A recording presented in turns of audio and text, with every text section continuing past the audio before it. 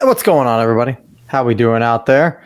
If people didn't notice, I suck at what I do. I did not have the title updated from yesterday, but I fixed that with no help of David. David, you suck. Like I said, I didn't remember anything. Where were you? I couldn't remember any of the things The that you title might get fixed again because I don't think it's any good. I just kind of fucking threw it in there. But how's everybody doing out there? Today is October 10th, 2024. We're just here doing our thing, having some fun. It's already 10 o'clock. Dave, when did it become 10 o'clock? I blame you.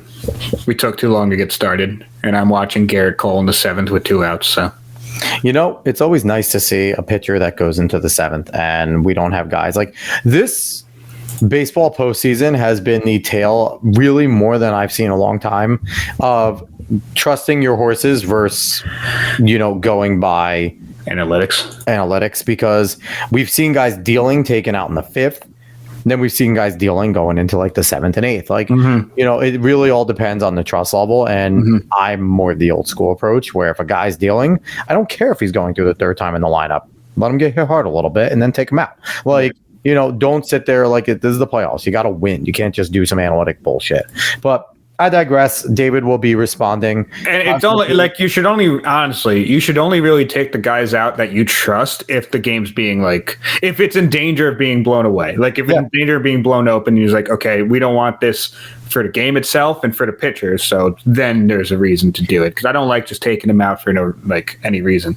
And especially too, in the late games, like these important games, you have a shorter string, right? You got to win. Right now, the Yankees are up. They don't have to win today. They would like to win today to end it, right? But they don't have to. Yeah. So Austin Matthews taking a night off with 0 shots on goal, really chapping your ass. Nate, I get it. It's a little early, but it is what it is. Listen, the Devils lost, so I'm mad about that. But they had a good start. They'll beat the Leafs around next time. But all right, sports talk over. We actually have no sports talk on here today outside of this. So I'm actually good that we threw some in there. Dave will definitely be responding to Yankees things. You might see some stuff, and we're getting things in the chat too. I'm usually pretty calm until I actually announce it. So we're getting things in our group chat though that we have no idea what's going on until because David's behind, and I don't dare use my phone as an internet while I'm doing this because then it might just go wonky. So who the fuck knows what's going on with there? Dave will keep us updated and things like that. But all right, we're going to start off. We're going to have some fun. We're going to do my normal preamble here as we are already 6 minutes into the show doing my preamble. All right, Epstein client list. Run through it. We got to make sure David's not on there, so we have to reveal it. There's a good chance David was on there as Mr. Slave when he was younger, just sitting there for all the, Do you know the money you have to be on that list? Well, no. You were on the list as one of the slaves. Like P. Diddy brought you there as one of his boy toys with the. P. Diddy wasn't a part of it. P. Diddy had his own island. No, but I could imagine they crossed over. They're both billionaires. I don't know. Both billionaires. They both kind of power players in Padres and Royals in the World Series. Vegas loses a lot of money. I'd won right now. I'd rather not. Yeah, no, they would lose a lot of money, and so would just the MLB in general. Because here's the thing: when good teams are there, but they're not popular teams in all sports. People say they want sport parity in sports, and everyone's a liar. No one gives a fuck about parity in sports. We want to see good teams and big teams in there. Baseball is really one of that because your small market darlings are great stories until it matters. You only want them to get to the NLCS or ALCS. Then you don't want to fucking see them there. The ideal situation for the league would be if we see Mets, Dodgers, and Yankees and Tigleys, because those two, those four teams, would any combination would make a compelling World Series. Because even though Detroit's still a smaller, biggish market one, they had a great run in the 2000s of things that people still remember. So that's what you want to see. Nobody, and Royals are actually one of my second favorite teams. Dave knows this. I love their little crest logo on the blue hats when I was younger and things like that. I will enjoy seeing the Royals if they go. Not right now, honestly. They could go fuck off for the moment. Because the Yankees, I trump the Yankees over the Royals every single time. But there would be very few people that watch a Royals-Padres World Series. And you'll always get a big moment that like ESPN does, and like we'll tell everyone, and then like you'll get like a pop in viewership, right? Like there'll be a World Series moment, and then they can tout like, look, the small markets drove people in when it's like bottom of the ninth, game 7, there's 2 runs, like okay. I'd like to watch it. I like when sports are fun, but that's not about me. It's about casuals. It's about casuals. That's the thing. Like diehards will be there. Like especially if it's like game 7, the best 2 words in sports is game 7, which. We need to start doing 7-game series in football. Could you imagine that? No, we don't. You wouldn't have the last game would have just all second string people. Like they wouldn't survive. So here's what we actually do. How many games are there in the playoffs? If you're a wild card team, was there 4? Yes. Okay. So you end the season 3 weeks early, and instead of having a playoffs, the 2 top teams by record in each conference just play a 7-game series. That's stupid. Each week. That's stupid. The playoffs are fun. It would be fantastic. No, it's dumb. It would be great. Then you would decide who's do the your best team. Fucking preamble. Okay. But yeah, so we need to find out if David was a slave in the Epstein Island list. But yeah, no, not joking around about that. We need to figure out who was on the Epstein client list. Girls were raped. Those women are still alive today, and they have to deal with that. And they have to deal with the fact that nobody gives a fuck about finding and bringing the people that did that to them to justice. So we need to absolutely go and find out who's on that list. The people that are still suffering from Hurricane Helene, the ones that are now without anything from Milton, which thank God Milton was downgraded to 3. A 3. Yep. But still, a 3 is still up to 150 miles. It's still not good. It's much still better. It's much better. We saw that video of what it could do. It could still do devastation, and it did, and it does, and it gave a much better chance of survival for the people that did stay, because there's probably a lot of people. There's always a lot of people that stay, right? If it hit as on that boat, if it hit as a Cat 5, it was going to be an absolute death. But the fact that it's hitting on, what's up? What's up, Coach? Hey, Coach, what's up, brother? Love you too, man. I don't know if we're the best brother duo, but we are one of them. We are a brother duo. We exist. But yeah, we appreciate you watching, Coach. But yeah, no, definitely beat Lakewood. Big game coming from Manchester Township. You better beat Lakewood. You're going to hear it if you don't beat Lakewood. Number 1, you're going to hear it if you don't beat Lakewood. Number 2, the score of the Rumson game was not the game, okay? There was a few plays. There was some momentum plays that definitely could have shifted it and made it more of a game. Oh, that fumble. The dropped interception where it was like fucking miles of area in front. A few terrible calls. A missed grounding call. Like there was a lot that went on. Granted, I'm not taking anything away from Rumson Fairhaven. They're the number 2 team in the state for a reason. Oh, they're fucking great. They are deep. They are damn good. Strong. Their second string would battle in the state already. Like Rumson is a very good, well-coached, incredibly talented team. It's just that it was not a 42-7 game. There's sometimes where the score doesn't tell the story, but I digress. You are what your record says you are. And right now, Manchester's record is sitting in the fucking driver's seat to win the division and get into the playoffs. So that's what we need to do. Yep. And Coach, you got to win out because we got to get 8 in a home playoff game. Yep. That's our goal. Let's get 8 in one more time in front of the Hawks Nest. And I know that's as much your goal, Coach, as it is ours. Anyway. Let's keep going here with my preamble, as I was so happily interrupted by Coach. Supporting those that are suffering with Helene, still supporting those with Milton. Apparently, there's another storm that's developing in the Atlantic side of Florida that might make fall as well. So what went from being a very mild hurricane season is now looking to finish up as a pretty destructive one. We haven't really seen any storms up until these last 2 hitting us, and what is hitting us is pretty damn strong. So pray for them. Support your local charity if you can go down, if you have skills. If you're a veteran right now, the veteran special forces have been taking over down there. If you have anything that you could give, and of any people that are organizing something to be able to give to them. Yeah. I know, I think Formula, they needed diapers and stuff like that. Refrigerators. They need refrigerators. They need work-ready boots. Which I know those are big items, but if you guys say there's a bunch of people in your community that are trying to figure out what to give, if you can figure out a way to buy a refrigerator, they need refrigeration because with formula, with baby food, baby milk, you need to keep it frozen. So if they don't have refrigeration, all that formula, all that milk goes to waste anyway. So they need refrigeration. if you're wealthy and you have a Starlink, send it down there. I know the Trumps are doing a great job. Elon's doing a great job. Even our federal government chipped in with the whole 50 of them. But still, anything helps. Our federal government has had a terrible response, but anything does help. So, like I've said, they don't pay me. I don't care. I choose to support mercury1.org. They're doing great things down there. They're working with Representative Corey Mills. They're working with a bunch of groups down there. The Cajun Navy and the Cajun Navy's down there, Cajun Air Force, who are a bunch of really good people that are doing great things, former military and stuff like that as well, that are organizing and helping out. So any way you can help out, do it. All right, let's continue here. A few more things. Standing with Alex Jones as always. Alex Jones has a chance to come on the show if he wants to. He's trying to be shut down. We don't like that. We're not going to let that happen. So, Alex, anyone reaches us to you, you always have a welcome invite to jump on and speak your mind here. You will never be shut out here. And if they decide to shut us down because you come on, fuck it. But let's do it. And lastly, Moms for Liberty, great organization, fighting for your kids, fighting for your area, fighting for everything to keep Marxist and woke ideology out of it. If you could just donate $1. Give $1. And like I've said to everyone, give $1 to your favorite charity for the disaster relief and $1 to Moms for Liberty, and convince everyone around you to do that. If you can do that and it becomes a telephone, we could be looking at millions of dollars to helping out these people. So that is my preamble there. Dave, let's start off the show, shall we?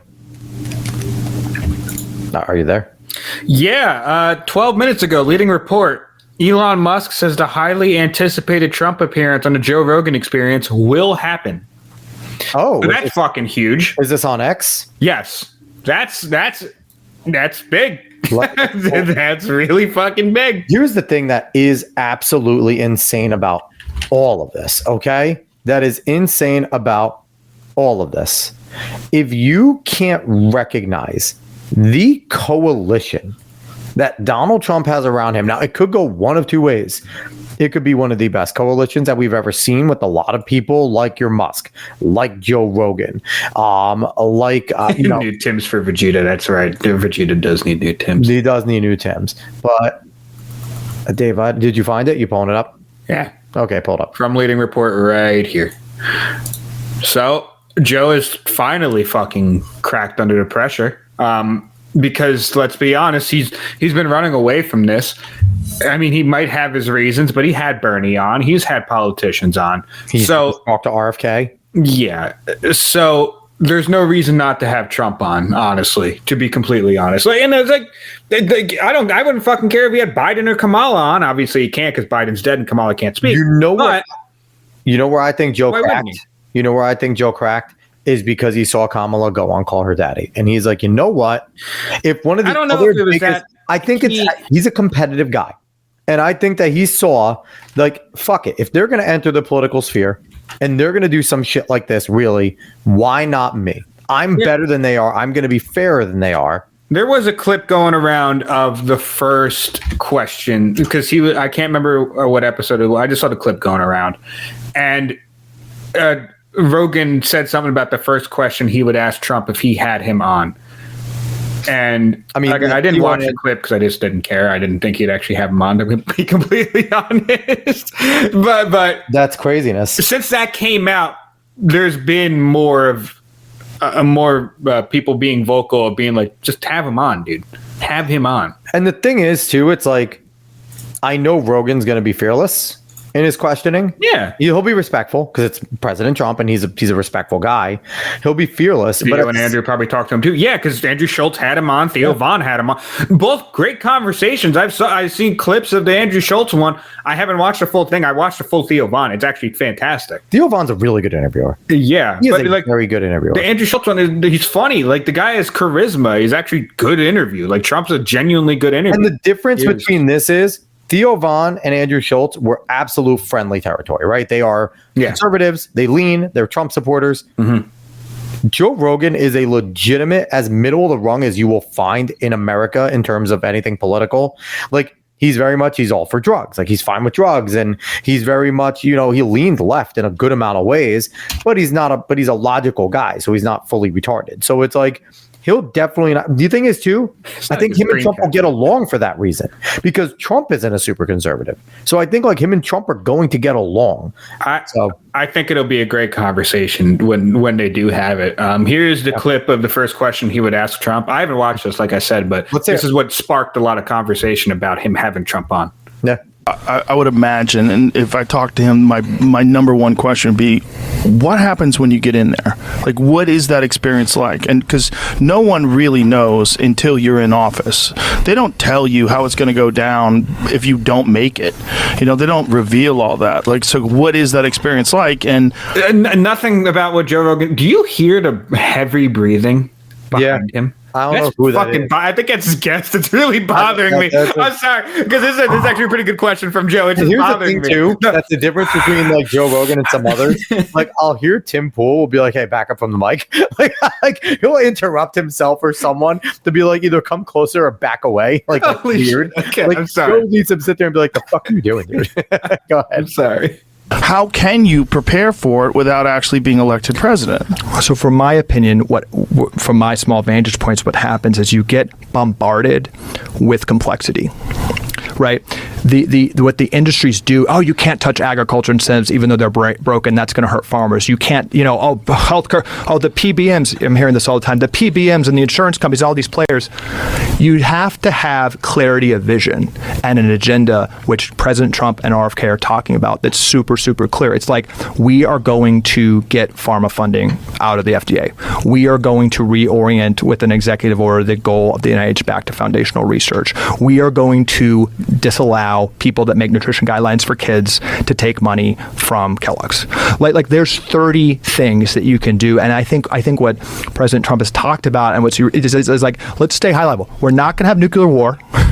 Right? We're going to aggressively call out and push on major policy objectives to take the corruption out of the healthcare institutions, to attack the incentive that every single healthcare institution in America today makes more money when a child is sicker for a longer period of time, just demonstrably. Insurance companies, they make 15% by law profit margin. They want premiums to grow. That's what's happening. Well, no, it was already at the end. I looked at it. I was like, his answer is actually not bad. It's a good answer. And I do think that I don't even know who that is. Who the fuck is that? I don't know. I think the RFK pairing really, really did change Rogan's mind on whether or not he would have Trump on. Because I think Elon's telling the truth about saying it will happen. So I think RFK jumping on to the Trump train said to Rogan, like, okay. Which is crazy, though. I still can't understand how so many logical people think RFK is a sane human. I don't get it. Like, it is obvious that RFK is a fucking psycho. Just by the things he said in the past. Like, I get it. Listen, he is good on what's in people's foods. You want to make him like the DHS secretary? Let's fucking go, okay? Make him the health secretary and things like that. Well, I think that's where it's going. Keep him away from the environment. No, he's going to be a health guy. He's going to be like a farmer guy. That's what he's going to be. Keep him away from environment. I'm not going to lie. The guy. What was it? A bear head? I mean, some of it's badass. Was that the story about like he talked about having a bear head, right? Well, no, they had to bury a fucking dead. Yeah, he buried a bear head. And they called him out for it. Like that shit is pretty fucking crazy, but also part of it pretty badass. Like if there's a story that I could tell where for some reason I had to bury a fucking decapitated bear head, that's a story you kind of want to tell. That's a story which might make you look not great, but it's something I would want to talk about. I mean, it's better than Christy Noem talking about going back and shooting her dog. So it's because, like, don't fucking put it in your book. Look, there might be a time where you want to put a dog out of your misery, but I don't even think that's what the point of it was. I think the dog wasn't listening or something. So here's the thing. Nicole Shanahan, very progressive woman, RFK's VP. Yup. Went on Dave Smith and Joy Scrum. So here's the thing. She also went on Glenn Beck. She's been on Glenn Beck shows a few times. I've heard her.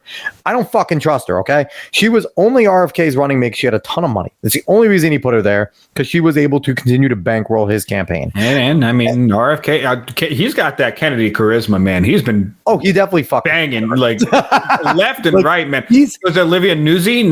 Oh, she got him nudes. It's that Kennedy charisma, man. I don't know what it is. He drives the women mad. He's got the mojo. Like frogs in his throat, though. Could you imagine? Hey, you want to come back to my place? Oh my god! But you are full of star. Oh my god! Listen, the Venture Brothers were so good. Brad Neely. I would probably not Venture Brothers. No, it was Brad. Well, it was Brad Neely. It was Neely Comics because Neely Venture Brothers is different. You're thinking of like China, Illinois, and stuff like that. But no, that was the original version of the Venture Brothers. They weren't the Venture Brothers then, but that was not the Venture. No, not the Venture Brothers. Yeah, I was like, it's not Venture Bros are different. Venture Bros. Yes. I was pulling it up just to be like, you're completely fucking wrong. It was the Professor Brothers. The Professor. Yeah, Professor Brothers. Yeah, I knew it was. No, I'm sorry. I apologize to Venture Bros. I was about to BTFO you right there because you were annoying me at that point. I was like, no fucking wrong about of all time. I'm sorry, Venture Bros. Venture Bros has more depth than Venture Bros is fan-fucking-tastic. It is so fucking good. I love that. You know what? I might have to marathon Venture Brothers. Yeah, I have to watch it over again. It's been a long time, and I haven't watched all of it. I just caught episodes.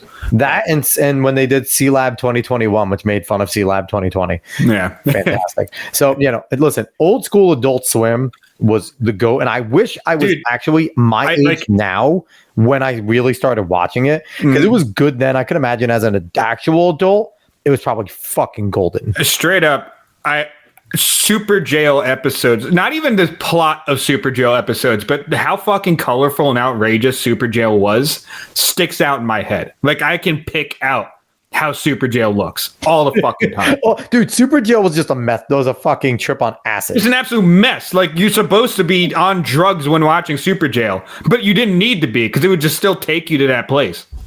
Oh my god. That is... Oh, man. All right. Yeah. Pull up what you got.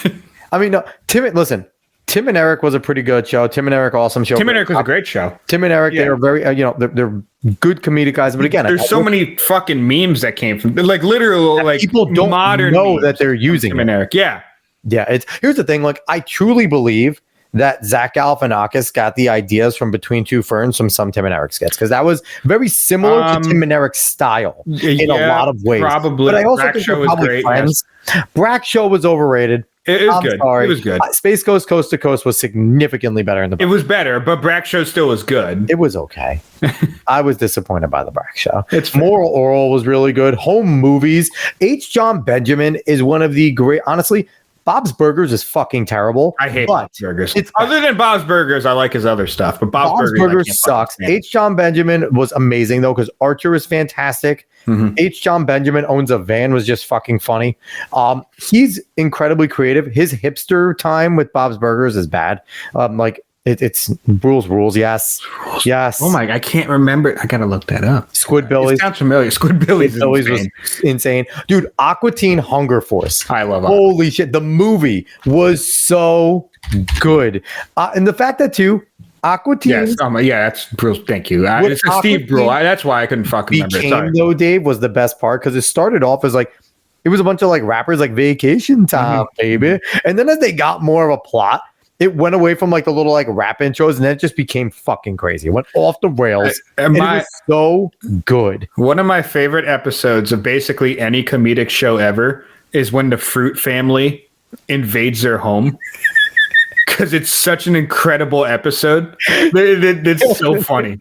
Frisky Dingo. Assy McGee was another one. Assy McGee was so stupid. 8-ounce mouse. It was weird. What was it? The Devil's...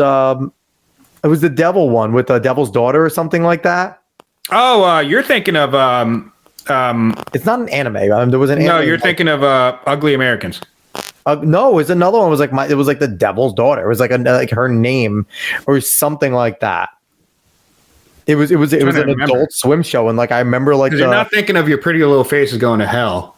No, that's another one. But that's a good one. That's a fun one because it's all like office workers in hell. That's a pretty funny one. And it was hilarious. Yeah. Oh, what was it? The hospital one where they were the worst fucking doctors of all time. Oh, I can't remember. We can go on. One was the clown that was. Yeah, I can't remember off the top of my head right now. It was Adult Swim, and don't mention like the original friggin' Robot Chicken. The original Robot. Yeah. Well, I remember being over at my friend's house. We had him on Rhetoric. I was over at Rhetoric's house, and we were watching. We saw the premiere, and it was like Seth Green was behind it with some other people, and that was back before Seth Green was just nobody. And just remember like watching and just laughing. Lucy, the daughter to thank you, coach. Yes, Lucy, the daughter. Man. That's what I'm talking about. I forgot about that. Yes. Holy Lucy, the daughter shit. Such a great show. But Robot Chicken, I remember crying. The one moment they went from like the robot humping the friggin' washing machine, then all of a sudden you see the guy taking a live pup of the baby and start punching inside the thing. Like, it's like, So what is fucking this? stupid. I love old Robot Chicken. I know a lot of people don't like a lot of Robot Chicken, but I love old Robot Chicken. The first season of Robot Chicken was gold. The giraffe going through the 7 stages of depression. It was an incredible bit. When it's like beep, beep, beep, Metalocalypse. How did we forget? Dude, just that intro is always stuck in my head. And it was like so. There's good fucking songs that come out of that thing. But Metalocalypse was a legit, like the songs that were legitimately good. They were awesome. But I guess technically more recent, though they're the teens. They're not really recent, but like they're infomercials that come out, like Too Many Cooks at like 3 a.m. Too Many Cooks, unedited footage of a bear. Those are so fucking. I love those shit. I love that shit because it's so out there, so creative, and it comes on when everyone shouldn't be watching Adult Swim, and they're usually on something or they're so fucking sleep deprived that they're going to be fucked up by what happened on the screen right there. The original Adult Swim lineup for like the first 5 years of Adult Swim was just well, you got to remember too. Well, going from Toonami to Adult Swim, it's awesome. And the thing is, though, like you just waited, you just kept going. They got a category for their nightly shows because you got to remember, like Space Ghost and stuff like that was not originally part of Adult Swim. Space Ghost Coast to Coast was always on there as like their nightly show. And the fact that people didn't realize what type of interview it was going to be half the time, just watching people get fucking livid at Space Ghost for just being an absolute dickhead to them. And just like, it was so good. It was so dry and bland, and just like they took like the dumbest stock poses of Space Ghost and just did it. Like he'd be saying something, and all of a sudden he'd be like, "And you said," like it was so stupid, but it was so incredible. And to mock like a legitimately good superhero show like that, like you would never see somebody sell that property like they would now. Boondocks was on Adult Swim for a bit? Boondocks was no, that was the original run of Boondocks. Holy shit. The original run was Adult Swim because it was the only incredible show. You could get it on there. Yeah. And Children's Hospital. That was it in the fucking cloud. This is not a topic for tonight. I don't know how the fuck we got on. No, it's amazing though. I'm okay with it. We're going to go so much. This is why we go longer. Yeah. But so and that's the thing too, like those shows. Again, this is back before. This is also the Wild West of YouTube. Well, the thing is, Adult Swim to me is the channel where people can actually be creative with what they're doing.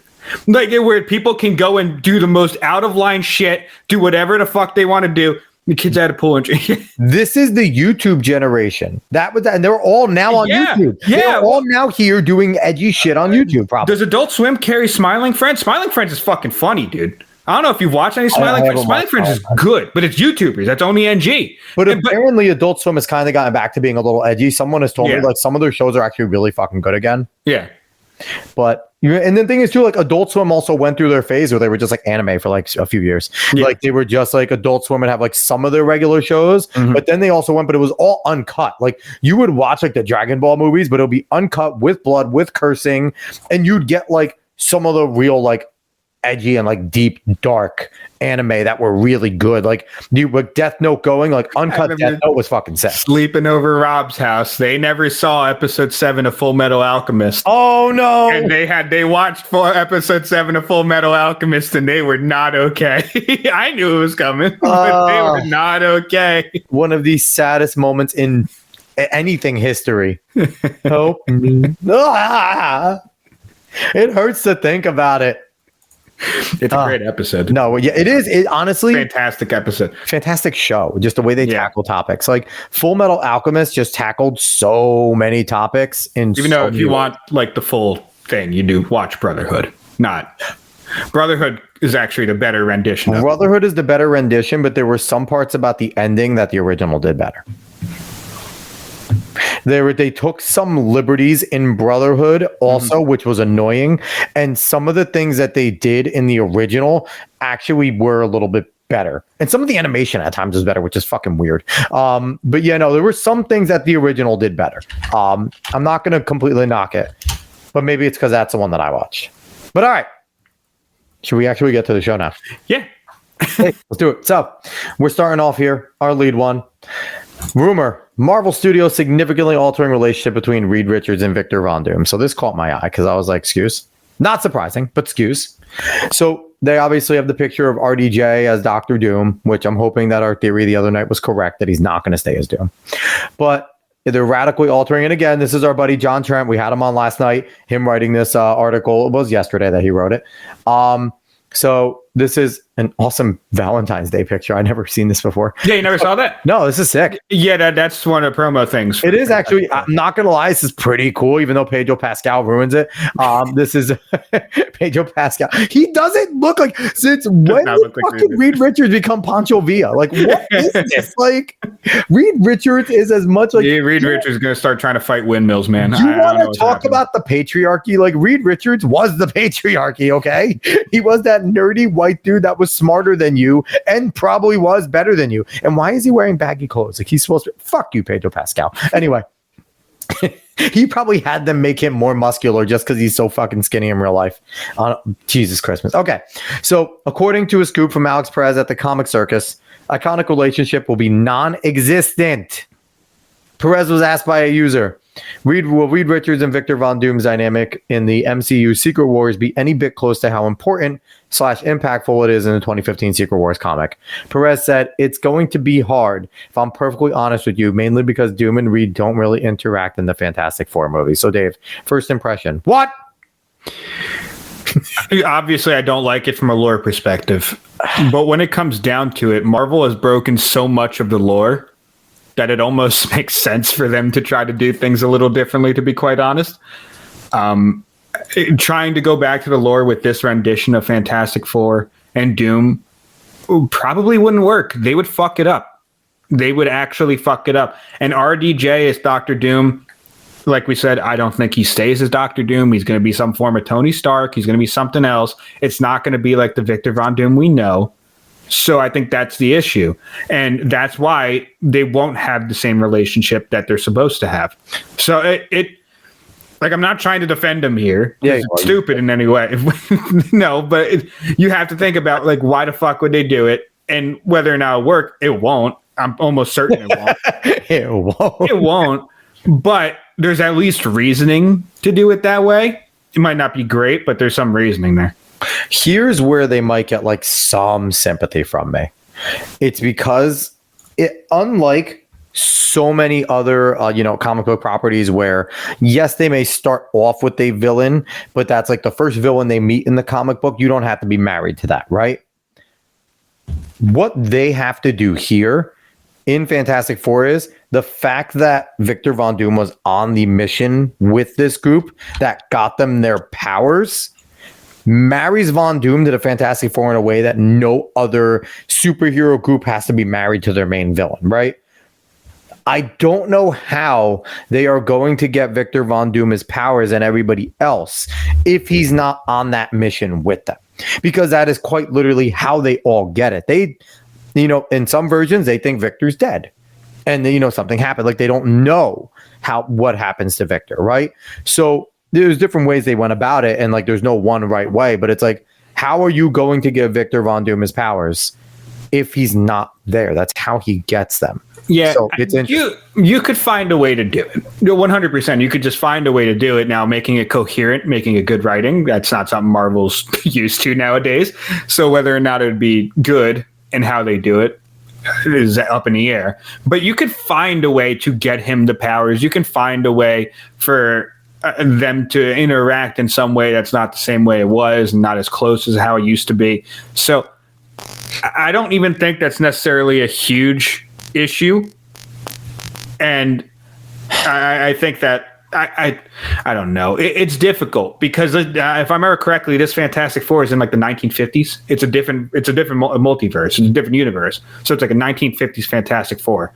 So I don't know. It's all it's all up in the air and how they're going to write it, and making like Nate says, maybe the RDJ Von Doom is a weird way to get to infamous Iron Man.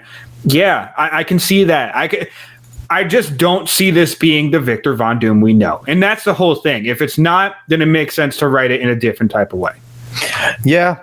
All right. So let's continue with what he said.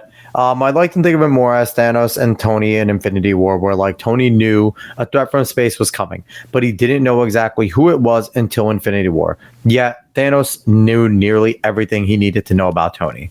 Just switch Thanos with Doom and Tony with Reed. So here's what I would have. Well, there you go, though. So hold up, real quick. There you go.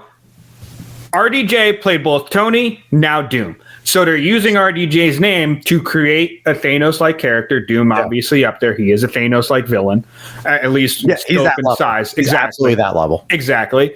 And they're trying to make another big protagonist like RDJ was as Iron Man and Reed Richards, which Reed should be. So they're trying to bring that. Omegas, yes. Yeah, they're trying to bring that dynamic back, and I don't fault them for wanting to try, especially if they're actually trying to course correct over how much they fucked the MCU. And they're going to bring in female Silver Surfer, and then nobody's going to... it's stupid. That's stupid. But the thing is, if she's not like a big part, if she's just there as some kind of messenger in some way, you can almost kind of forgive it.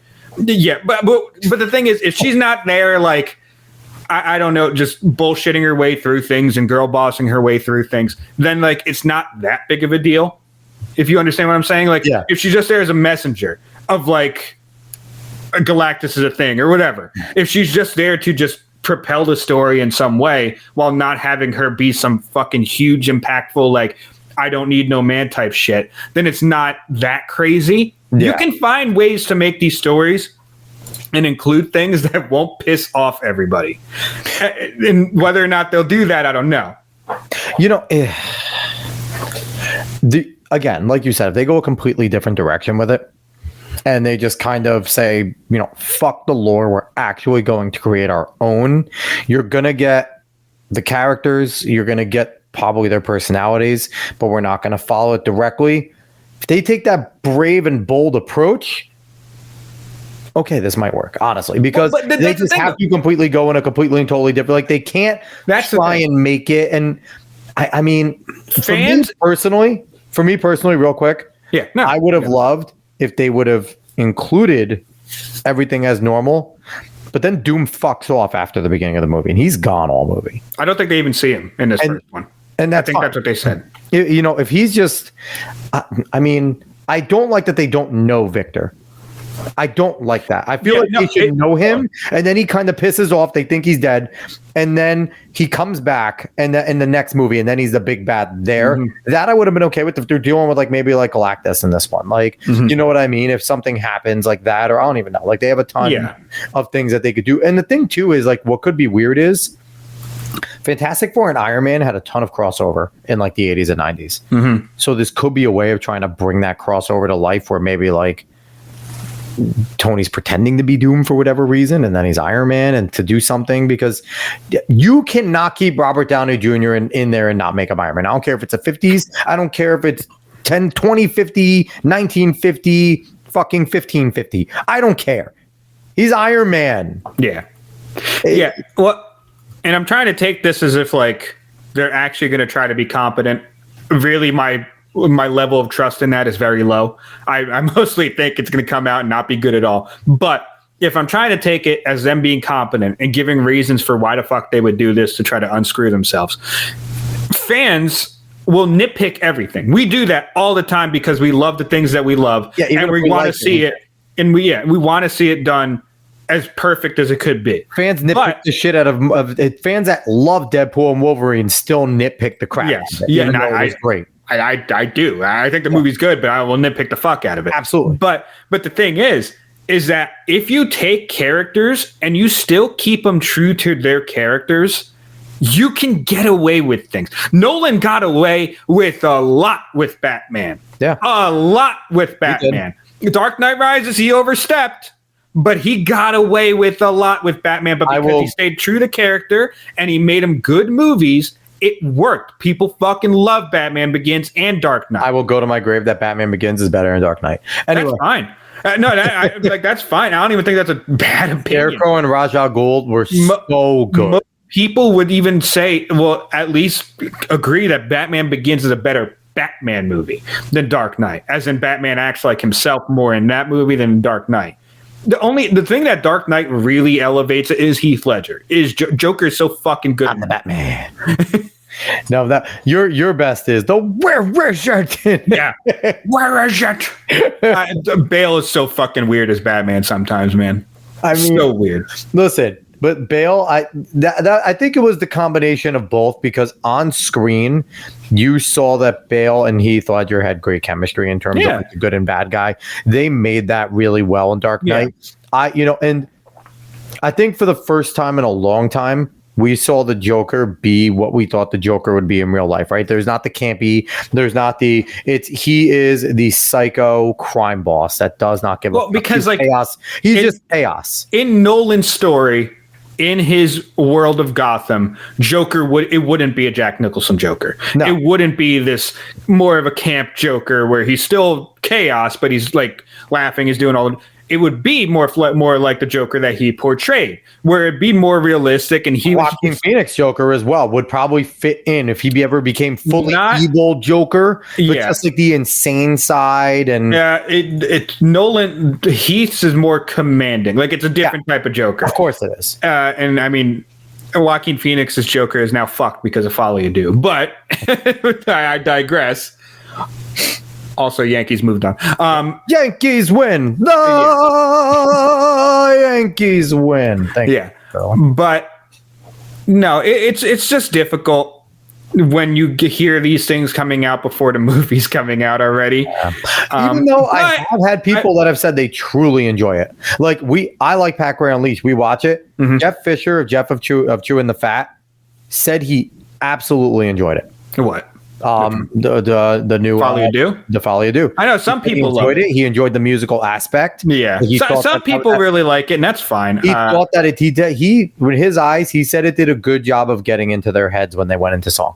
That it did actually progress things along. If you took it as they're now in their own worlds, and he said he actually gave it a positive review. Now, Pac-Ray hates musicals, so he was like, "It's a musical. I hate it already." So, bummed we never got to see Joseph Gordon-Levitt Robin. Yeah, that could have been 100% interesting. I don't know if it didn't really. I don't think they had enough juice to keep making those types of movies. To be honest, if they had, if it were up to MCU, we would still be getting those movies, and they might have dipped in quality. So it might be best for it to leave it off where it was. They should call Christopher Nolan back and say, skip Robin, get Joseph Gordon-Levitt back. Let's do a Nightwing. Let's do like one really good Nightwing movie.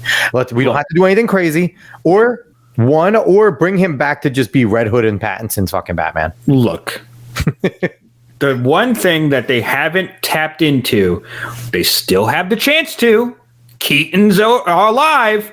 Is Batman Beyond? Oh my god, which would be fucking incredible. But they would fuck it up. But that's something that they could 100% tap into. Keaton still can play Batman. And here's the thing. Can still do it. Even if you call Ben Affleck back, Ben Affleck would be a perfect old Batman as well. He works as an old... Here's the thing. You can argue that Ben Affleck is Batman. You can argue he's the best Batman.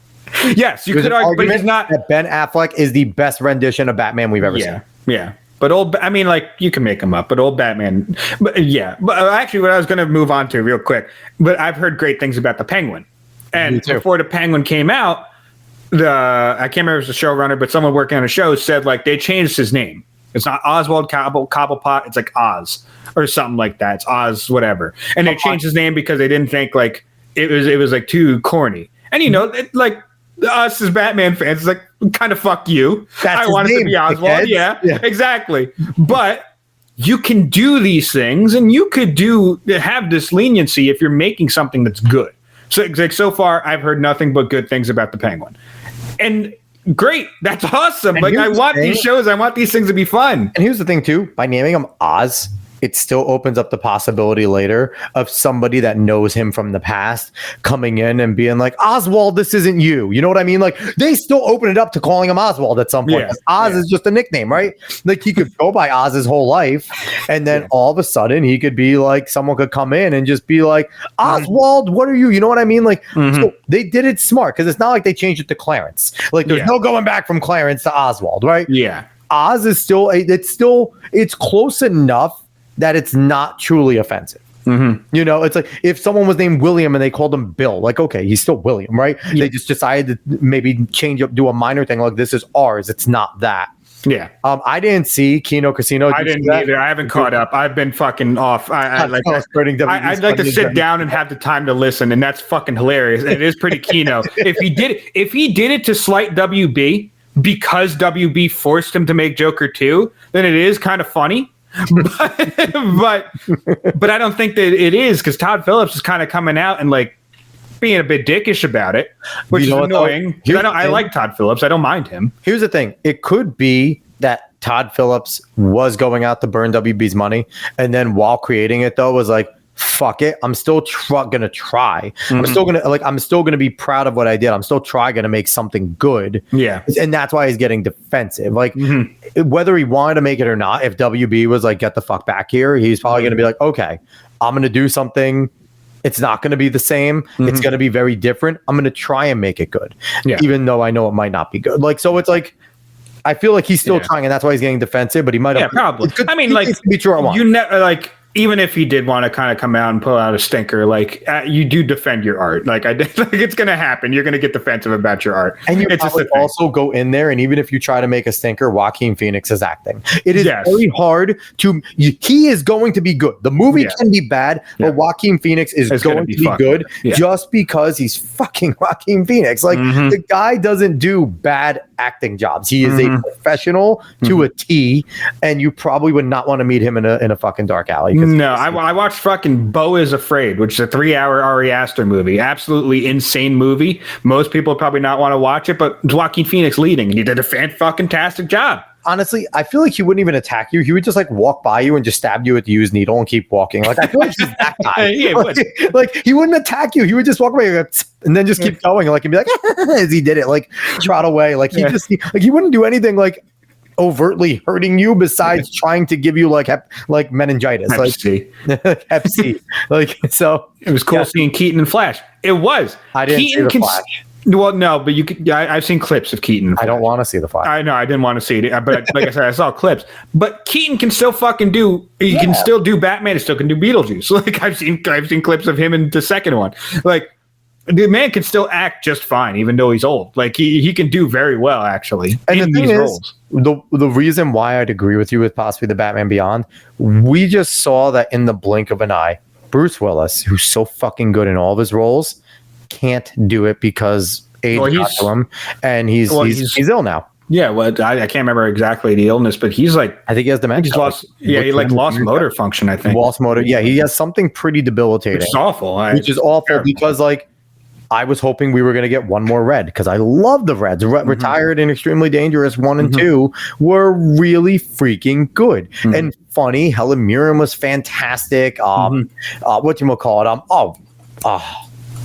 What's his name? John Malkovich was just legendary as always. Like, you had such a great cast of older actors and actresses in there. And whatchamacallit from Weeds, she's really good too. So, but that's so we need to take advantage of when we have a guy like Keaton now, who's down to do it. Like let's Keaton, get this done. Yeah, and too, it's like, Michael, we're not gonna ask you to do a lot.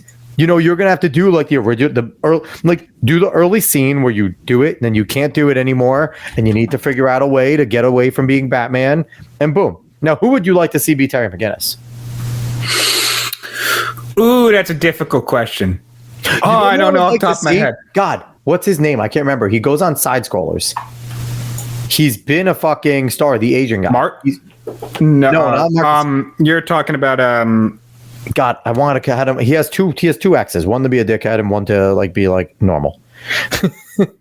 Cogman Lee. Yeah, he'd be a great fucking Terry McGinnis.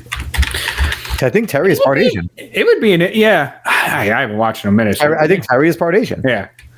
Speaking of Asians, can we get an American dragon, Jake Long? We would never get that, actually. That would be so good. The American dragon, Jake Long, was awesome. Nate, that's who could be better. Maybe Crash Holly Real quick, or Jean-Claude Van Damme. No, Steven Seagal needs to go do it. guess who said that they would be up for playing Dumbledore in a TV series? Whatchamacallit? Wasn't it Ian McCullen? No. He assumes he's gonna. Oh no, that's Lord of the Rings. He's gonna be Gandalf. Gary Oldman. Oh my God! Please. Gary Oldman said he literally said he would do it. So why would I would be immediately on the phone? Like 110%. Oh my God. Considering and that's the thing too. He loved the series so much that he decided he wanted, because he was Sirius Black. So it's like, oh my God. It would be incredible. Here's the thing though. Oh, I got it. here's the thing. Who's then playing Sirius Black? And if you, I'm not sure, but you could find some. Gary would be perfect for Dumbledore. Gary Oldman is another one. He is like Joaquin Phoenix. You don't get a bad Gary Oldman performance. Exactly. And the thing is too, one of the things I love, it's do you know what method acting really is? And they just show all the different versions of Gary Oldman. Mm-hmm. And it's he is a chameleon. I don't understand how he does it because he's such a plain normal looking dude in real life. Yep. He is incredible. God. Yeah. But that's the thing is oh man, now we're just going off random stuff. We just going on a tangent. Where is the new actor or actress that is this? Who do we have right now that you can think of that is the Joaquin Phoenix, that is the Gary Oldman, that is the Michael Keaton level, that I'm not is gonna a lie guy or a girl that can do this? So you might hate me for it. Nate, thank you so much as always. We appreciate it. Yes. Yes, we do. Wish you back some new Tims, my boy. New Tims. You got back some new Tims. Later, Nate. Later. I'm not going to lie, dude. Watching Dune 2, fucking Chalamet killed it. Killed it as Paul. Absolutely killed it. Now, his frame and everything, he needs to be able to change his body shape for the roles, but he fucking destroyed it as Paul. What about Robert Pattinson? He's now showing that he could be Robert good in 3 roles. Good. He's really Robert good in 3 roles. And if you don't believe in Robert Pattinson, go watch The Lighthouse. Go watch The Lighthouse. Go watch him go toe to toe with Willem Dafoe. You can see his acting chops there. Now, Pattinson, Chalamet, I honestly think Chalamet is a good actor. Now, do we see possibly people love Jenna Ortega and Zendaya? Are we seeing them as 2 potential ones? I don't know enough of a body of their work. Out of the things I've seen Zendaya, and I'm sorry if I said it wrong. Zendaya. Yeah. Things I've seen her in, I don't think she's has the range for it to become. I hear she's good in Euphoria. I've never seen Euphoria. I hear she's pretty damn good in Euphoria. Yeah, but it almost seems like in Euphoria, she's just playing the Mary Jane from the new Spider-Man. So I don't think it's enough. The range isn't there right now. Not yet. Yeah. Jenna Ortega, she's been more of a scream queen. She's more of a horror person. She has a look to her. I haven't seen her in anything that's outside of that area, so I don't know. And I know people bring up Millie Bobby Brown, but I don't know so many things that Millie. I didn't watch Stranger Things. Yeah, it's I don't know, and that's the thing though. Your generational ones, you don't need to watch. Right? We don't have that star.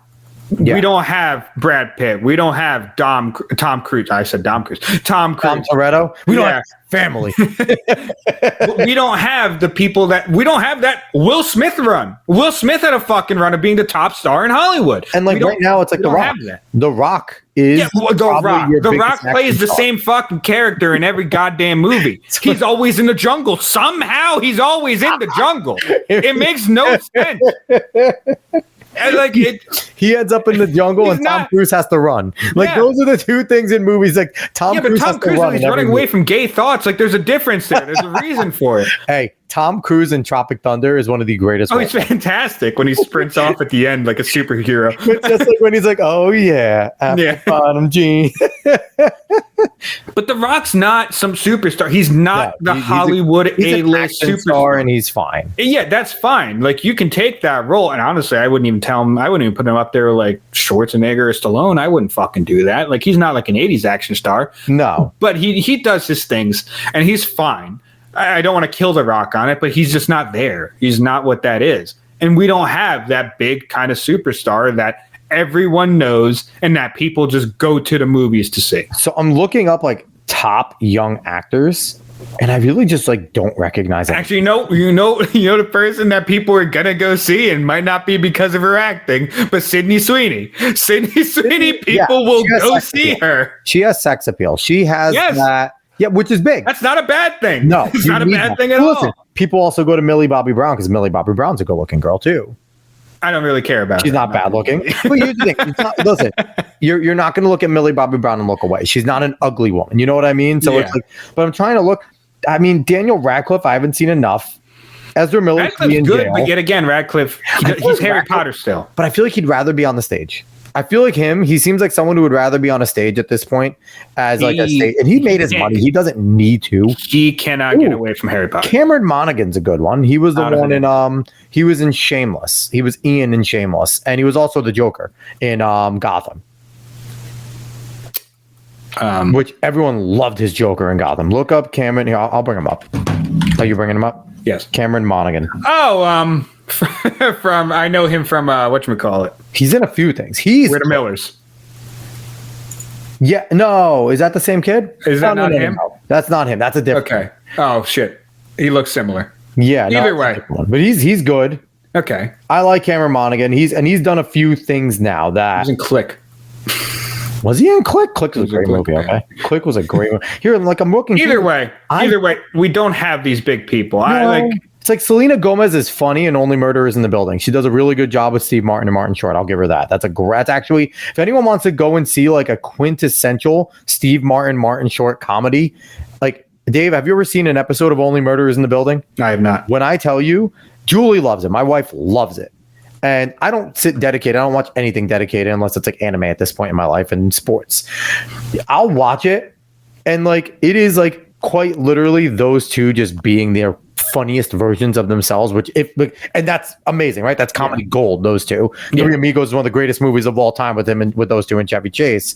But Selena Gomez just adds a great element of that like Gen Z millennial type of thing, or Gen X, or like she is more millennial, but she's like really good and she fits in well with that comedy. So it's like I give her credit, and again, a role I didn't see her succeeding in initially, but really good. But yeah, no, I'm just scrolling through. I don't know who the fuck these people are. Maybe that's just me because I don't pay attention. But it's like, then again, no, but that's the thing. You have to understand something. The people that actually have the most people watching them right now are iShowSpeed, Kai Cenat. They're streamers. They're not movie stars. Yeah. The Pauls were up there once, not anymore. But they're streamers. They're not movie stars that get the people to get the younger audience to watch them. Florence Pugh, Paul, I don't know how you say her name. Pugh. Yeah. I called her Pugh. Sorry, but Florence Pugh, she's on this list. Yes, I know that name. Cillian Murphy he's a damn good actor. Yeah, but he's not young. Yeah, that's true. Cillian Murphy is older than us. Yeah, he's in his 40s now. I mean, that's the thing. There is no like, Tom Holland, I think, is in his early 30s. He's one, but then again, what is like, Uncharted wasn't good. Uncharted was a bad movie. It was never going to be good. Tom Holland's 28, my age. Yeah, he's young, and him and Zendaya are dating, so it makes sense. But like, he's like, I mean, like, this is the problem. Rachel Zegler, if she wasn't such a stupid bitch, probably be fine because she's not a bad actress. She's just a fucking retard. Yeah, she's done a bad job. Just killing her own movies. Just shut the fuck up and act like you're actually decent. Stop. Either way, moral of the story is there's really no, and the movie star is kind of dead. It's dead for right now. We know we know all their opinions. Well, we know all their opinions. Allure before, and that was and there's other outlets. There's other ways to get your entertainment. All right, I want to go on to something cool here because we've done an effective job of killing our own show, but I like it. I like it. We went off on a fun tangent there, but this is a really cool fucking article, Dave. We talked about this on a little bit earlier, but Toyota Toyota's portable hydrant cartridges look like giant AA batteries, could spell the end of lengthy EV charging, and they can also power your home. So this is one.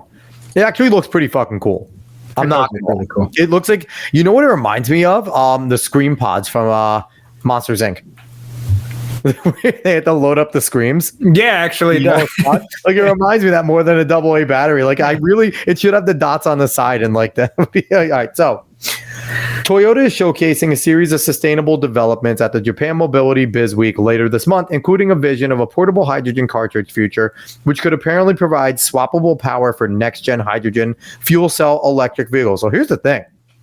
As much as I'm still not a fan of like batteries because you can't dispose of them very well, if you can do something like this where it's a quick, easy charge, you're carrying a canister, I mean, it would kill the gas station industry, but that would be pretty sick. If it's like, okay, everyone buys like, you could buy your size of whatever you need and you could just go and fill up at a hydrogen station, get your cartridges, and then you're traveling, and that would be like, oh, we're a little low. We're stopping to get food real quick on a cross-country trip. Hey, just throw in the hydrogen battery real quick.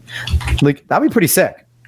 Now, well, it sounds like a future that we've been waiting for, to be quite honest. Absolutely. Where we don't have to stop at a gas station. Like, you just go. Yeah. So it's like, it's crazy. Yeah. And especially with hydrogen, we both listened to Glenn Beck, and he was in a show a while ago, but he talked about hydrogen as a fuel source. Yeah. A while ago in cars, actually. Yep. He was there. He like got a tour of something. Yeah, I can't remember the whole details about it, but I remember him bringing it up. Mm-hmm. So it is a possibility of a fuel source. Now, of course, apparently everyone does anything possible to go away from nuclear, which is fucking retarded. But here's the thing: we've always said if you're getting away from nuclear, hydro is the way. That's right. But yeah, exactly. I was going to say that. At least do something else that's energy efficient that can actually still give us the lifestyle we want and not have us go back to the goddamn Stone Age. And that's nice. That's always nice. This is fucking cool, though. I didn't read this part. Like, I skimmed over it. Mm-hmm. So those hydrogen cartridges are light enough to be carried by hand, and I'd imagine that's when it's full. Yep. You can turn it into a fucking backpack. Oh, that's pretty sweet. That's pretty sick. You walk around. Here it is. You could sling that. Oh, right there. It looks a lot more like the Scream. Doesn't it? If I could get a yellow one, I absolutely would. Oh, it's going to be a thing. But yeah, no, this is cool technology. More than when this is the type of push that it's just legit. Like this is like the type of push that you would actually see from people trying to become genuinely more efficient while giving people what they want. Not this whole entire, we have to be electric by 2030. That's bullshit. Yes. Like, if people want to be electric, make them better. That's simple. And honestly, I've seen electric cars that are getting better and better. So people will get them more and more. And here's me, who likes fossil fuels, who believes in them as well, going, okay, if this is the switch and this is cheap, affordable, and becomes more efficient, fuck it, let's go. Let's still use no one is just some things. Like, this could be our predominant transportation. Yeah, so little people are married to things in that type of way where they'll just shun anything that's new. Like, it's just not a thing that's so goddamn huge. Where if they see, and all it takes is one person in the neighborhood to get something new, and everyone sees like, okay, that thing's actually cool, or they use it just normally, and it's just as good, if not better than my thing. Why wouldn't I try to make a switch to it? Yeah. So here's the thing. I'm going to read these two paragraphs. It's really cool but Toyota also feels that these reliable and renewable cartridges could be used in a multitude of situations, such as to generate electricity in a fuel cell, to power the home, or even providing hydrogen to burn for cooking. In fact, Toyota and the Renai Corporation are exhibiting a stove at Japan Mobility Biz Week that does just that. Similarly, in emergency situations, a hydrogen cartridge could be removed from the car and used to power any applicable device in the case of a blackout, for example. So imagine if this was ubiquitous right now. It's like a Type-C charger. But imagine if these were ubiquitous, because people are looking for generators. We have a generator right here. This isn't everything, which is exactly what electricity was, right? Electricity was the do everything thing, right? But now, if we could just get hydrogen that can replace a ton of this, hydrogen's fucking water. Like, we're creating it all the time. It's something that's a very a circle of life force. Yeah. Now, and that's how you know that so many people are bullshit about the way they tout things about how much they want to knock carbon off and everything. Because like it says right there in the analysis, I don't know what they come up with, but either way, if you actually wanted to move on from those things without just crippling people's lifestyle and what they do in their life and how good we have it as society right now, you would actually just be pushing to put as much money into developing these things instead of just cutting everything from everyone's life. So they basically say that if they're creating the hydrogen cartridges using renewable sources, then it's better. Because the actual hydrogen itself is generally no CO2. But again, anyone that has a brain knows CO2 doesn't fucking matter, but I digress. But yeah, in the end, it is the best way to do it. But and also there is a hydrogen car out there, a concept car right now. The Emblem. I can't see it. It's blurry, so yeah, okay. I can't help you. But yeah, no, it's not great. But yeah, so Hyundai, BMW, and Honda are all exploring ways of making hydrogen cars right now. And I'll tell you right now, Toyota's on it. Hyundai has been kicking ass right now in terms of the all electric. So I'd imagine they want to get on this right away because they want to branch themselves away. BMW always pushes the envelope, and Honda's just going to be like, okay, Toyota's doing it. How can we make the most affordable versions for everybody? Because you know what? When Toyota and Honda compete, they just make economy cars that everyone can use because they want to sell as much as possible. So you want those two companies going at it, because what they'll do is they'll sit there and they'll make these hydrogen canisters. BMW will get it. It'll be $100 a canister. And then all of a sudden Toyota and Honda will come out and say, okay, ours is a little bit smaller and only 50. And that's what it is. And this is not as good. Maybe the BMW one's a little more efficient with the fuel and quicker, but you can afford this one. Instead of doing it in 10 minutes like that one, ours is 15. And people will buy it. And people will buy it. So, good on them. I hope this technology goes further. It's really cool. Leon Poltny. Cool article. Thank you, techradar.com. I love just discovering random fucking places. Yeah, it's nice. like it makes me happy on the inside. Okay. So that was, I thought, a cool story. All right, let's see. What else do we want to do? Oh, do you want to do a fun story? Because I don't know if we're going to get to our serious political ones. I don't know. Yeah, it's a fun one. Let's do a fun one. Oh, no, you know what? Let's get to one serious one, the one that I want to cover. Okay. Because it has to do with our guest from the other night, Eric Haight. So there's something serious occurred. Now they're back at work. They're safe. So I'm going to preamble with this. But boom, boom, bam. Overseas meth sent to U.S. election building shuts down office for hours. Now, this crystal meth was sent to the Dutchess County office where our guest from last week, 2 weeks ago, sorry, our guest from 2 weeks ago, Eric Haight, works, is the Republican Dutchess County elections commissioner. So it came through UPS from Greece, the elections commissioner said. Now, I talked to him personally because I see him all the time. He said this fucking package bounced from like 5 different countries. So that's how you know that it was someone sent with intent, right? Yeah. It was sent with intent to maybe scare or to get someone to put their hands in it and shit like that. But it's a wild story. It was sent from, they don't know. They still don't know who sent it, which is the scary. Like the origin of They don't know the true origin. They don't know the sender. That is something that is, scary as shit. So yeah. So it came through UPS from Greece. Prior to Greece, the envelope had been around to a few countries as well, including France. And then UPS to Dutchess County's Board of Elections. So yeah, it was bounced around to a few different places. The FBI is involved, and I know they'll be working with Dutchess County Sheriff's Office, State Police. In the end, I talked to Eric, and he said, "Hey, this is a bipartisan place. We truly walk." He talked about it. There's Republicans and Democrats there, and all it was trying to do was disrupt the electoral process. And there's shady shit going on. I don't know who would do it, but in the end, this is my plea, I guess. Don't fucking do this stuff. This doesn't do anything, positive or negative in a way. Like, it just makes people indifferent to any shit. The election workers are going to go back to work. They're going to do their jobs. And it's like, again, these people have families. I don't care what your political side is. Don't take it out on the workers just because you don't like a candidate. Do not do that, because they have families. They got people they love too. If you're willing to do this, you are the scum of the earth. Whoever sent this is a giant piece of shit. And when they get found, they should be brought in front of the Elections Commission, and each of them should be allowed to lash this individual. Like seeing as it was bounced from country to country, I don't think it was an individual. I'm not going to lie to you. I don't think it was an individual. I don't think an individual. I mean, I could be wrong. Someone could be well connected. Do you think this is like an Iranian thing trying to? I think it was more than an individual. Whether I don't know who the hell it would be, because I don't even know like what country would necessarily want to do that, or a group would necessarily want to do that, or just send one package of meth to Dutchess County. Like, it's a little weird. I find it weird that we didn't find more at other areas. That's what I'm saying. Because there hasn't been another report. Yeah. So it's weird all around, but if it's going to bounce around multiple countries, basically using them as proxies, I don't see how that's just an individual. Yeah, no, it's weird. It is weird. So yeah, we're happy that Eric Haight and his group and, the other Democratic election commissioner, both of their staffs are all safe.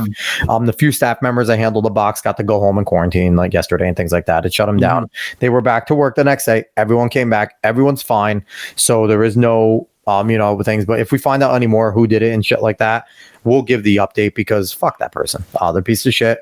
They're scumbags. They're somebody that nobody should support or like. All right. So because of that, we're going to go on to a fun story. Let's see. Dave, do you want to go to Sweden or do you want to have some trash pandas? Which one?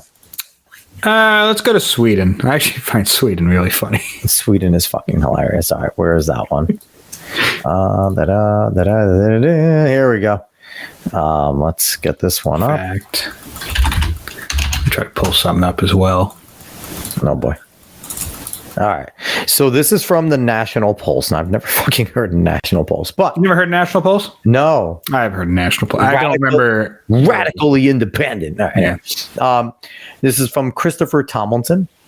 Country flooded with migrants, plans to ban cousin marriage by 2026. So here, my first thought is like, why are they confusing Oklahoma with a country? That's my first question. But sorry for my Oklahomans watching out there. We love you. So, ready? A country is considering legislation to ban marriages between first cousins and other close relatives by 2026, linking cousin marriages to migrant honor culture and oppression. Sweden, which has saw a massive influx of predominantly Muslim migrants during the 2015 to 2016 migrant crisis, already bans marriages between close family members such as siblings, but marriage between cousins remains legal. Now, this is one of those things where you have a place like Sweden who is largely homogenous. They were a bunch of white people with blonde hair that were really freakishly tall, and they all wore glasses. That's it. That's who they were, okay? And their women were all just smoke show dime blondes. That is what Sweden is. So they probably figured, all right, let's make sure we have no royalty banging family members, things like that going on. No siblings can fuck each other because, that's probably written through royal times, right? It probably goes back to having kings and queens and they fucked each other to keep the lineage. So yeah, can't do that. But then they probably realized, okay, we set that rule so that we're logical people as Swedes. So they're probably going to understand if I can't fuck my sister, I certainly can't fuck my cousin, my aunt, my uncle, etc., right? Normal. And then you allow a shit ton of migrants, and like they said, predominantly Muslims. And now all of a sudden you got cousin marriage and cousin fucking and aunt fucking and uncle fucking and goat fucking. They didn't ban the goats yet. Then said by 2026, so they're giving these people some time. Now, we've also heard that Sweden is actively doing everything they can to kick these people the fuck out. So they are probably hoping that by 2026, there's so few they would just leave themselves. Have to do this. Yeah. That either they would just be able to arrest the ones that do quietly or they would leave themselves.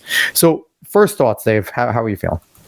Well, I actually basically kind of saw this as a story because of right here. I'm just going to take yours out, put this in. Josh from the Lotus Eaters tweeted out, banning first cousin marriage could encourage Muslims to leave your country. And he comes with percentages and he has a source on the next tweet. Pakistan, 65%. India, 55%. Saudi Arabia, 50%. Afghanistan, 40%. Iran, 30%. Egypt, Turkey, 20%. In rural areas of Pakistan, up to 80%. In the West, it's less than 1%. So it'll work. It'll actually work. If people are going to get arrested for it, it'll work surprisingly well. So yeah, thank you, Josh. We appreciate all the Lotus Eaters there. They're fucking amazing. Mm-hmm. So yeah, let's bring this back up here now. So let's keep going here. So the Swedish Democrats, the populist group, so they work a little different than us. Their Swedish Democrats are the populist, more conservative-ish. They have called for cousin marriage to be banned as part of the government's coalition deal known as the Tito Agreement. Under the new proposal, marriage between cousins and uncles or aunts and their nephews or nieces would be banned. Marriage between half-siblings who are currently allowed to marry if granted an exemption would also be prohibited. This is just fucking weird, though. And I guess because the way we grew up in the West, and you would assume Sweden is a generally more Western country. It is. So they kind of don't. So it's like weird. So let's keep going. The center-right government has argued that banning cousin marriages would counter honor culture oppression, a significant issue for many young people in Sweden from migrant backgrounds. A 2017 report claimed that as many as 240,000 young people in Sweden live under honor culture, aka 240,000 Muslims, while nearly 1,000 honor-related crimes were reported in 2020, aka stoning women for fucking looking at dudes. Like, honestly, that's what they're talking about. Like, that's the type of shit that goes on in quote-unquote honor culture. Now, there's different types, right? There's the Muslim honor culture, which is very Sharia-esque, very more brutal. And then you have other honor cultures, like the Asians are very honor bound, like the Japanese, you don't like, and the Chinese, you don't dishonor your family and things like that. Now, they've also modernized a little more. China, not so much. China's still CCP. They're fucking crazy. They'll just kill you in secret. But Japan has modernized a little more, where they still value honor very much, and they will still shun you.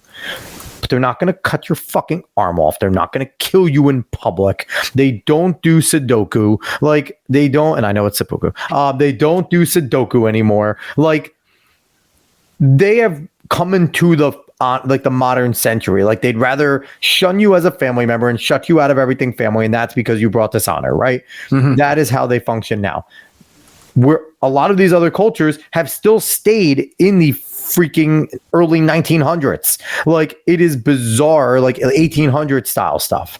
So let's keep going here, because this is a short article. Cousin marriages are strongly associated with birth defects and lower IQ. Yes, creating significant long-term strains on the Swedish welfare system, in addition to being a major vector for chain migration. So this is the negative of their welfare state, their socialist welfare style state. Because think about these countries, these, your neutral nations like that, your Nordic kind of nations, they are not full socialist. They have a free market system that they use in a welfare state. So they basically all agree to pay 90% in taxes while still enjoying the free market and workplace and things like that, which will always collapse under his own weight eventually. But if you have a bunch of homogenous people that generally agree on where their money should go, then it's a lot easier and more simpatico, because you all have same values. You think the same things are generally important culturally. Mm-hmm. So while you might disagree that a little bit too much money goes to that thing and you want it there, okay, let's just go fight about it the next election and we'll get it done. But generally, I don't disagree. I want my fellow Swedes to be good. Mm-hmm. You brought in this influx of people that don't give a fuck about Sweden, don't care about Swedish culture, don't want to be a part of your culture, want you to rather change for them. And that is why the Swedish welfare system is really hurting, because they're giving a bunch of people who don't belong there the same benefits of the people who have lived there their whole lives, have fought wars, have battled, have kicked and screamed in order to get the country to where it was when the migrants came in, which is something as Americans we don't understand, because we've never been incredibly homogenous. We've always had, maybe early on, but even then you had the Dutch, you had the English, not even French. Really. You had the Dutch, English, French. You had all of them kind of competing. The Spanish were in the South kind of doing their thing. And so it's like we've always kind of had Western values, Judeo-Christian values, and that's kind of all that linked us together. Mm-hmm. We were, Catholics and Protestants. We didn't, we just all believed in Christ. And some Jews came along, and it's all right, you don't believe in Jesus, but you like God. Like, we can fuck with you. But that's kind of, it's always been our Judeo-Christian Western values that have held us together more than our national culture. Where Sweden, it's a national culture that held them together. So we don't get that in America, and which is why Americans completely miss the link when they talk about all of the things going on. And what's that? It's not the Nordic region. What do they always call it? Your Denmark, Norway, Sweden. I forget. can't remember. I forget the name of it, but it has like a whole entire. That whole area has a name. Yeah. Bernie Sanders constantly talks about them. It starts with an S, I think. Scandinavians. Yes, thank you. That's I couldn't remember it. Would not come into that mind. whole area. Like you can't do that. You can't replicate it here because of those reasons. But now they're experiencing what we experience. Yep. Where cultures clashing will never work in a welfare socialist system. It only works in a more homogenous. And again, it will always eventually collapse. But Sweden's would have collapsed in another like 400 years because you would generally have people wanting to do the similar things. When you allow these people to come in, that, you know, I don't care if they're Muslim, I don't care if they're fucking all Asian, I don't care if they're all American. They just allowed 100,000 Americans to come in there. We're going to change the way that they want to do things because we're going to look at some shit the Swedes do and go, it's fucking weird. We don't like that. We're going to vote our different way because we want American things. So, I mean, Dave, what's your opinion of this? I thought it was actually kind of funny that they're just like, this is. I think it's actually a really good way to kick people out. I think it's a really good way to get people to leave. It's that simple because it's their welfare state that gets people to want to come in, and you need to have reasons to leave. You need to have reasons for people to go away, especially people that will not integrate. Because that's the thing. If you can have people come into your country, if they're willing to integrate and in some parts assimilate basically into the culture, into the tradition, to the country, in order to have the country work. If that's not happening, then that's just another pull on the country. Our grandparents did it. Yeah. Our grandparents did it. We're second generation citizens. We're, you know, we're indigenous Americans. I will constantly say I'm an indigenous American, but we're indigenous Americans. We were born on this soil, but our grandparents worked hard to get themselves into this country legally and then wanted their kids to sit there and, okay, it was easier to communicate in their regular tongue, but also go be American, right? Yeah. Go be American. Your first language is English. Your first language isn't Spanish or Italian like they also spoke in the home. Their first language was English. And that ingrained in them to raise us as Americans, you know, for better or worse. I wish they taught us Spanish, but you know, we were then raised fully as Americans. Like, we knew our culture. We knew we were Ecuadorian. We knew we were Italian, but we weren't married to those things so importantly that it put it over things. So that's the thing you're getting with the clash, where people wanted to integrate into American culture. Now they don't. The last thing I want to leave off with this, Dave, is this kind of hooks into what we see in our country. Mass migration has had a massive effect on crime in Sweden. What a surprise. Particularly violent crime. In 2023, the country saw 195 shootings and 72 bombings. We don't have bombings here. Yeah. Yes, you want to talk about, listen, I don't know. David, what would you rather have? A fucking chance at an AK or a fucking bomb going off next to you? Maybe I'm wrong. But I feel like if you were to look at statistically how many bombings Sweden had in a chart, there would be a certain spike at a certain time of bombings. Throughout like the years, I guess? Yes. When do you think they started? Whenever this mass migration started, my dude. I would love to see if they never had a single fucking bomb before this. They may have had a couple. They might have had a couple. I don't think it'd be over 5. Over 3 would probably be high. And they were probably from terrorist attacks from other countries, not just Swedes. Like who like no normal person just thinks of going to bomb somebody. Bombings, it's next level, dude. I could somehow be wrong. I highly doubt that was a part of Swedish culture. I for some reason I doubt it.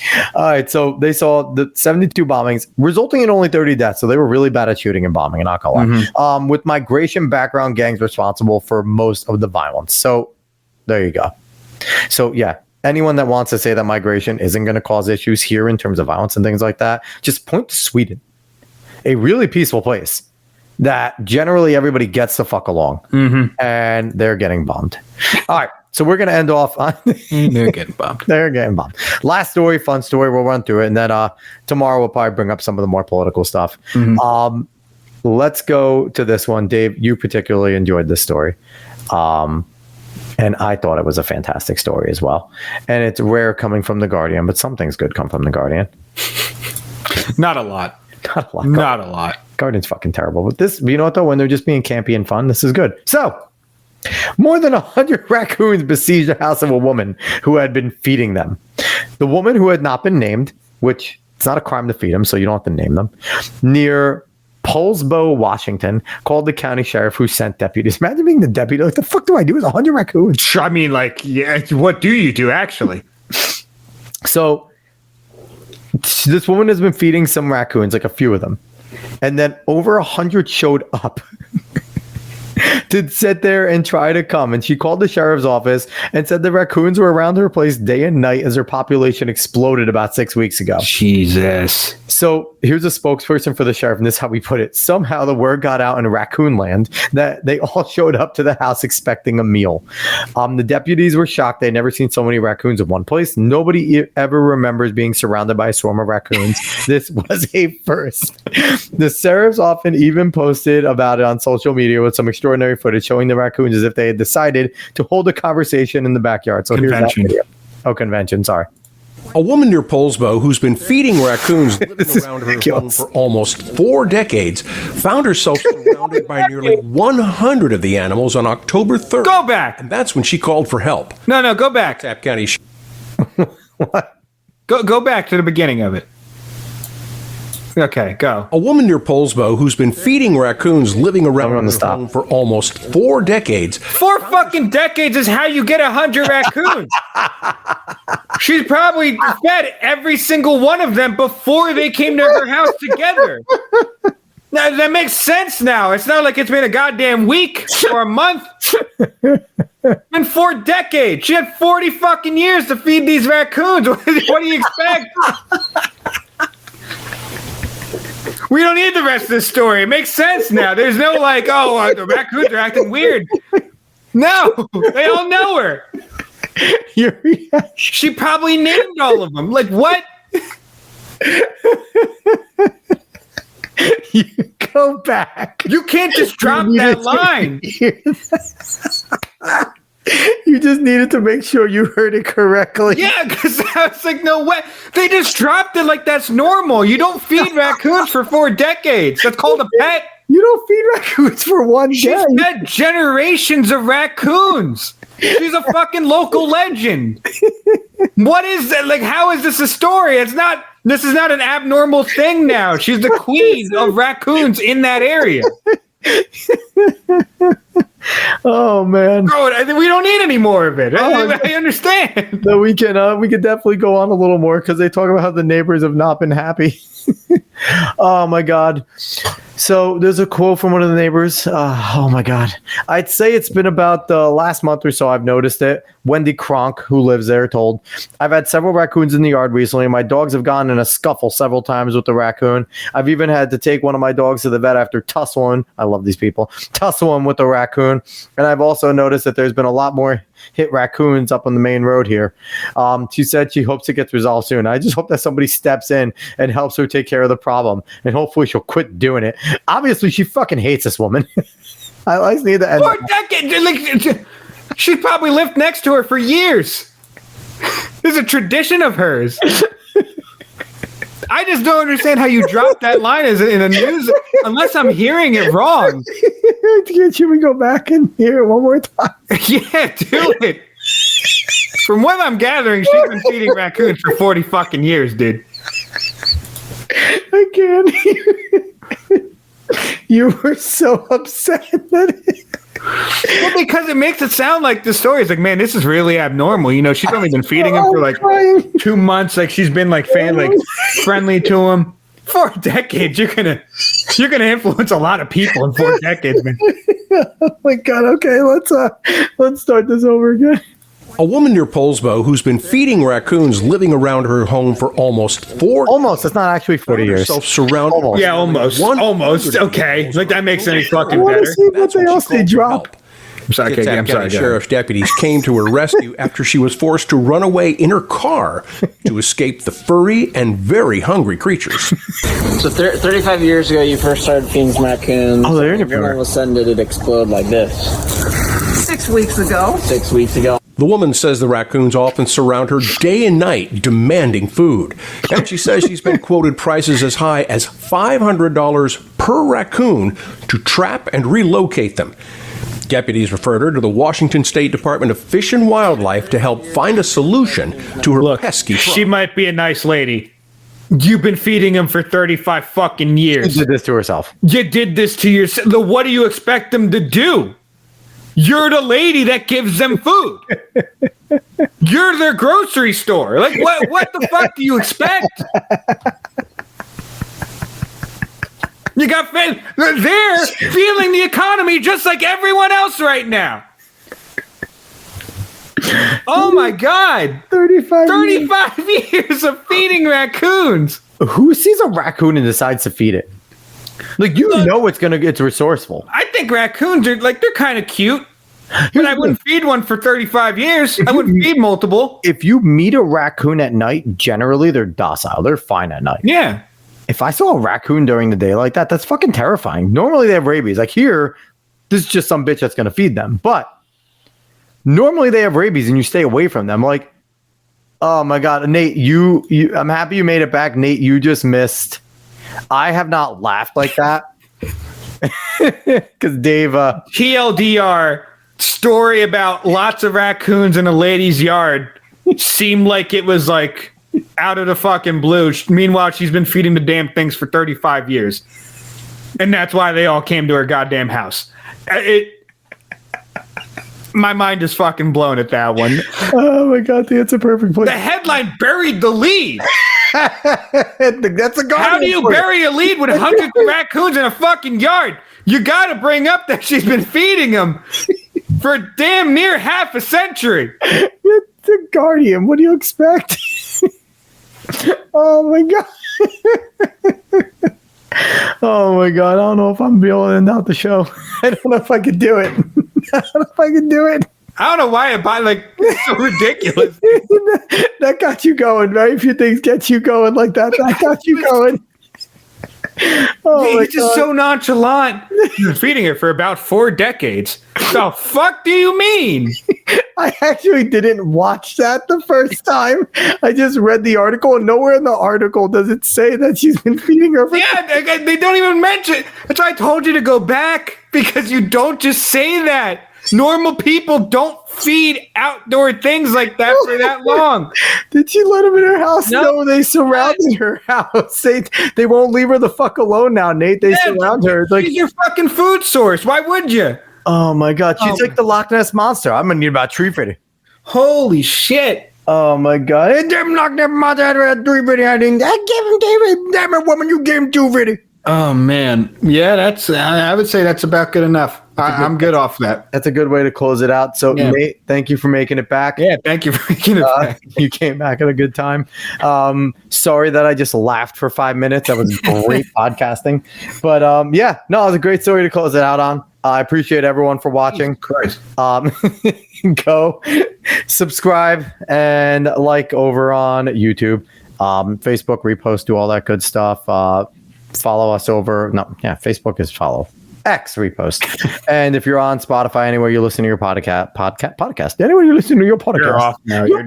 You just threw me off. You threw me off. Anywhere you listen to podcasts, go give us a good rating over there and follow us wherever you are. So we appreciate everyone for being here. We'll be back tomorrow night with some more fun stuff. Probably get into a little more politics, less raccoons. We'll see you guys later. So long.